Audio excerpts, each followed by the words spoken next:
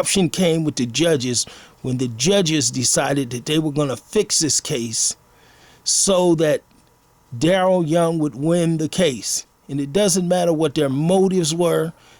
It's still fixing, it's still lying, it's still cheating, it's still an abuse of power. It's still a judge who is sending people to jail for committing fraud, and they're committing the same kind of fraud themselves. Now, just to conclude, let's talk about what's happened here. Daryl Young received that default judgment in the mail, and this is my version of what I believe that may have happened.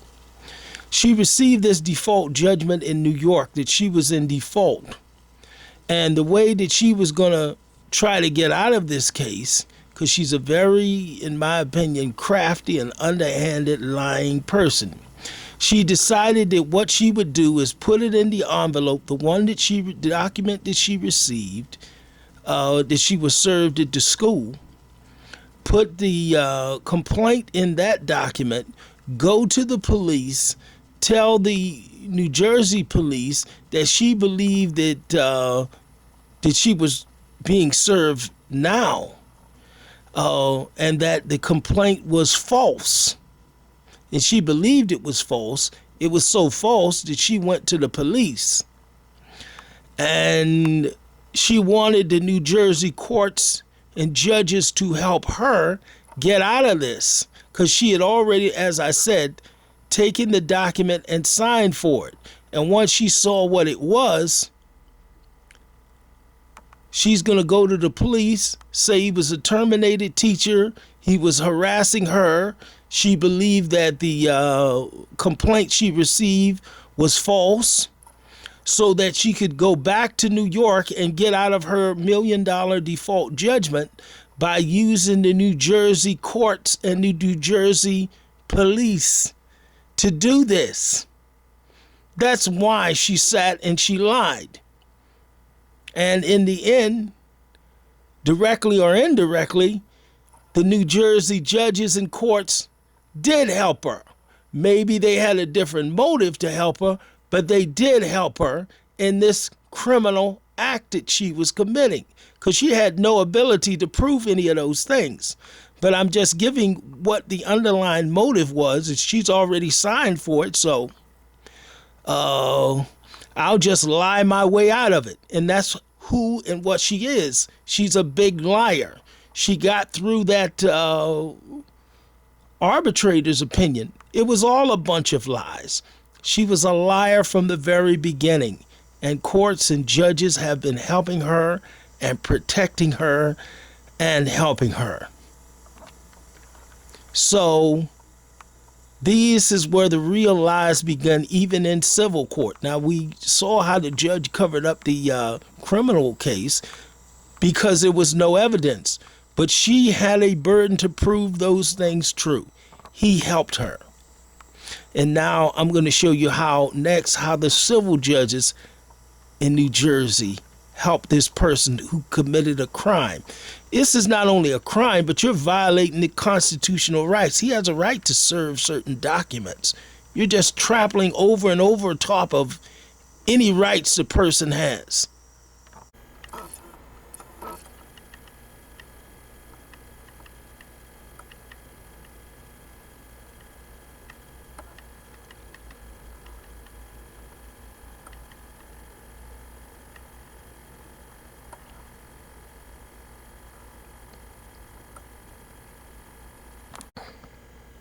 Hello, my name is Tony Jenkins.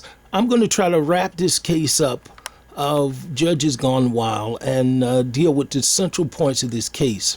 In a brief summary, the plaintiff, Daryl Young, filed a false complaint saying that she was harassed. In this false police report, she said he was a terminated teacher who caused 5 children to urinate on themselves, ran up the holes, verbally abused her, was hostile to her, and she signed a sworn statement that these things were true, in which a criminal complaint was filed against Mr. Jenkins. The judge decided, because the plaintiff... Now, the underlying motive for her filing this complaint was not that these things had happened. She wanted to use the New Jersey justice system to get out of a default judgment that was mailed to her. So when this 5-page complaint was default judgment was mailed to her, she then put the complaint that she was served in New York in an envelope and went to the police and filed and made these allegations because she wanted to use the New Jersey police and New Jersey courts to say that she wasn't in default, that she really believed that she received a false complaint in the mail. So she was recruiting the courts to help her commit a fraud in New York. And what the judge decided was that he was going to fix the case for her. He says, yes, Judge Langan, I'll go along with it. I'll fix this case for you. So when a complaint was filed against her, Judge Langan, the state court judge, decided he would fix the case by and helping her by not allowing me to argue my First Amendment rights, abuse of process, gross negligence. He would decide that he would only use defamation. And his rationale for not letting me use this amended complaint with those allegations of abuse of process and gross negligence was that I didn't file that complaint.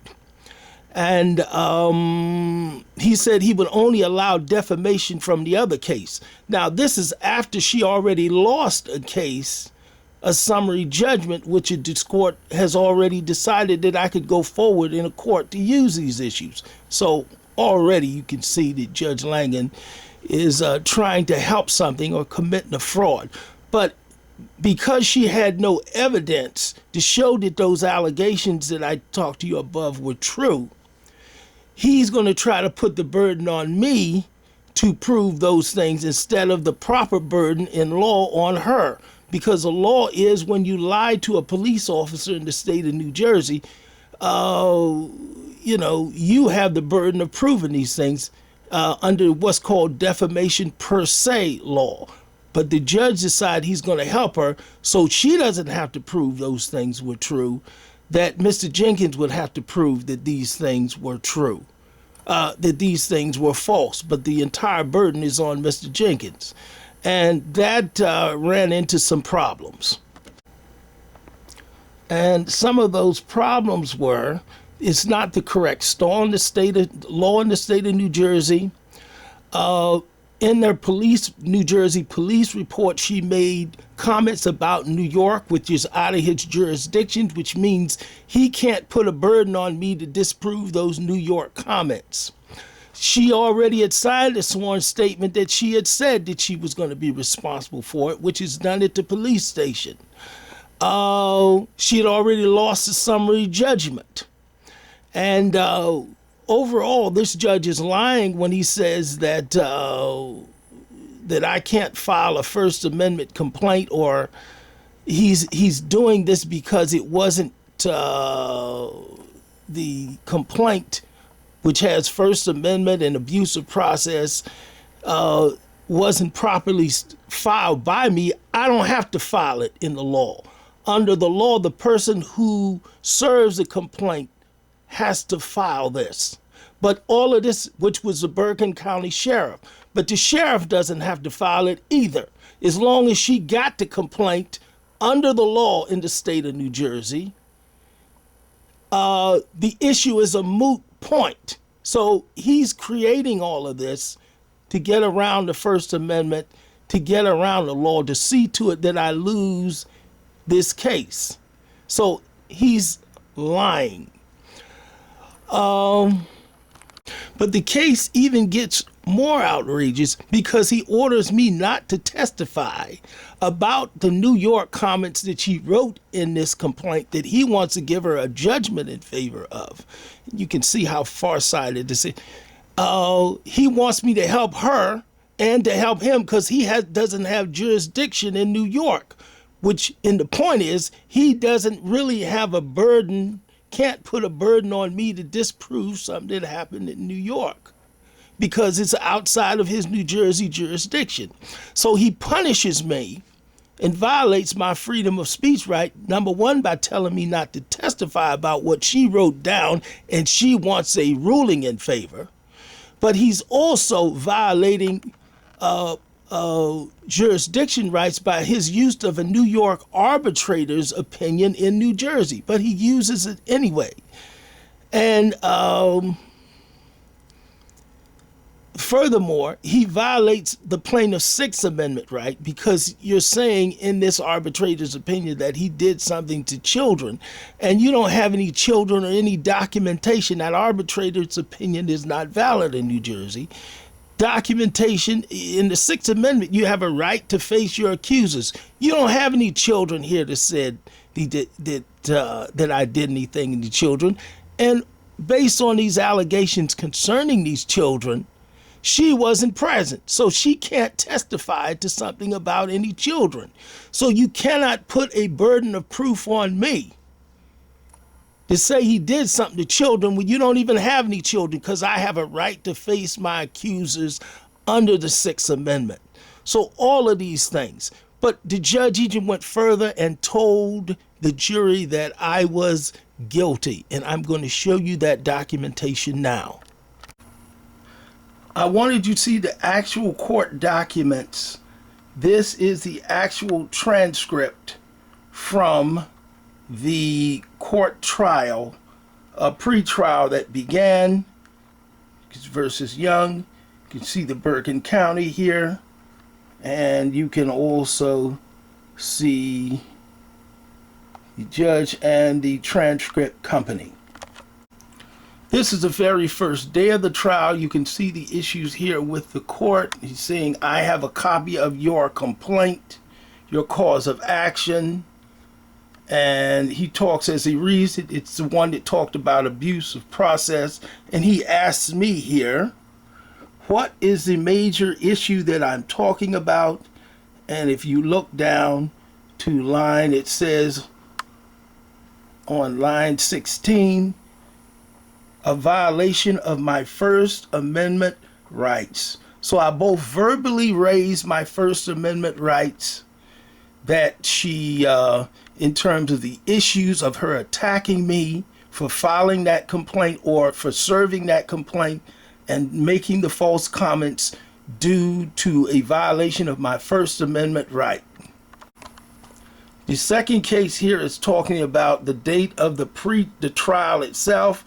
So he's talking to the jury at this time, and it shows the date and it shows the transcripts. In this section of the trial, I used and showed the court. I had made a statement concerning her lying to the police. However, if you see, the court says, and I made my objection, because he was trying to say that I opened the door. And I say she said something about me and said, as I showed before, that I did something to 5 children. And this is where the court uses the New York arbitrator's opinion. And the court says, which is the judge, saying, the arbitrator has already found you responsible. I don't want you talking about the... In other words, he's telling the jury that I'm responsible according to a New York arbitrator. This is a New Jersey judge out of his jurisdiction talking about a New York arbitrator's opinion. This is from page 27, talking about the Article 12, you were found culpable. This is a continuation talking about the arbitrator's award in New York. It's an improper influence on the jury to use an arbitrator's opinion. But here you have his actual telling a jury that I was responsible. And going down here to line 22, the court.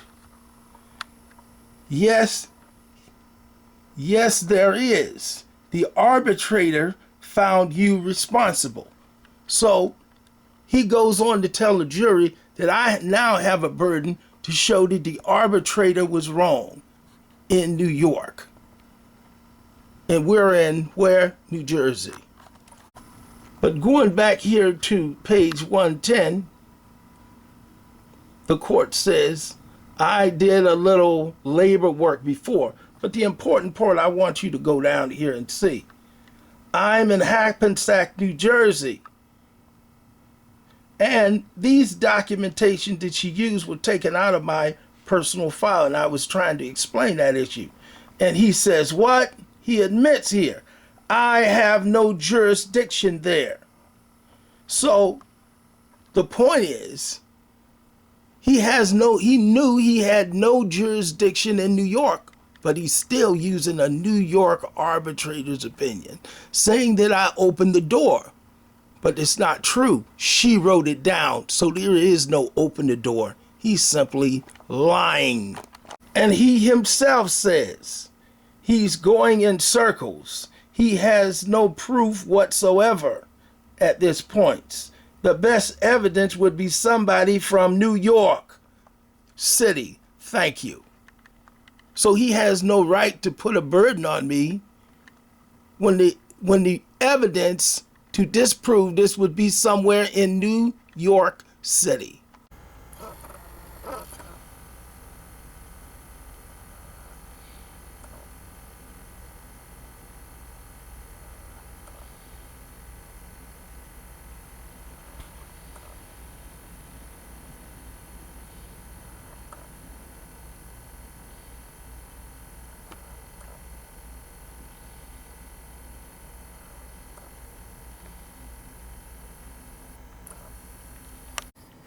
Hello, I'm Antonio Jenkins, and this is the final section of New Jersey Judges Gone Wild.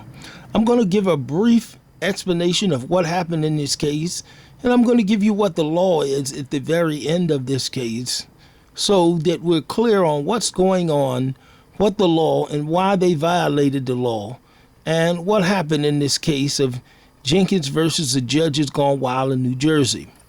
This case started with a false complaint that was filed against the plaintiff about harassment from a former New York City school principal, Darrell Young.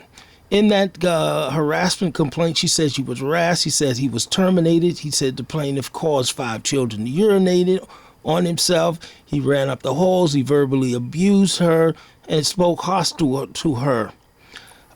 In that document, she did sign a sworn statement that those things would be true and that she would prove these things in the court of law. When it was shown that she couldn't prove them in a court of law, well, first, the criminal court dismissed the allegations that she wrote because she tried to use the New York arbitrator's opinion, and the criminal judge Dow dismissed those issues also.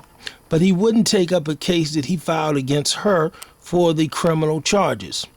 He suggested it go to a civil court, and the plaintiff did file in civil court, to which the law allegations were a complaint of First Amendment violations for attacking him while he was serving a complaint, abusive process, that she abused the police process in which she was being served a document from New York, a complaint from New York, not a complaint from New York, but she said that she lied and said she was served a complaint from New York. She was actually served a default judgment.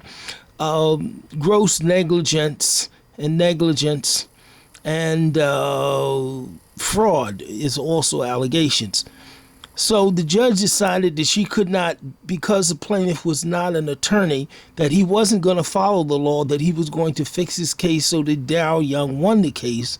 So the only thing he did is took the defamation issue in the first complaint and decided, it was in both complaints actually, and decided he wouldn't follow the law of defamation concerning lying to the police, which is a requirement, is that the defendant would have a burden. He would just apply defamation and forget about everything else that was written, even the negligence in the first complaint. And he decided that he just wasn't going to follow it. Even though she had lost a summary judgment on these issues, he decided he was going to fix his case. And the only way he could fix it so she would win, and because, as I said, the plaintiff was pro se and he didn't want him to win, is just to use defamation law and make the plaintiff responsible for everything that she wrote down. The judge did this because Young had absolutely no evidence to prove or disprove the allegations that were put forth against her. That's why she lost the default judgment.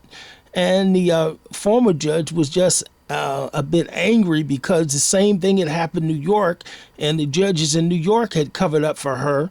And he felt she was abusing the judicial process or the mercy of the court because they let her go in. So she's going to come back and do the same thing. Now it's running here for mercy again. He said no, but the trial judge said he was going to fix it because plaintiff wasn't an attorney, and he didn't want the plaintiff to get one dime. So he put it defamation law. So the only thing he could recover is damages that he could show. The only problem he had doing that, the main problem, is she wrote comments in this police report about New York, defamatory comments in New York, and he doesn't have jurisdiction in New York. So he told the plaintiff not to talk about what happened in New York, and the plaintiff did, but he also told the plaintiff that he could talk about what was in the police report that she wanted a ruling in favor. So he spoke out of both sides of that. So when the plaintiff spoke about him, he said, well, I told you not to talk about New York. And he explained to him he was talking about what was in the police report. But anyway, he allowed them to use a New York arbitrator's opinion to which he doesn't have jurisdiction. He also violated the Sixth Amendment by talking about the use of children when you don't have any witnesses of children there or documentation to show he ever did anything to any children, which is the main point that he wanted to bring out here in front of the jury.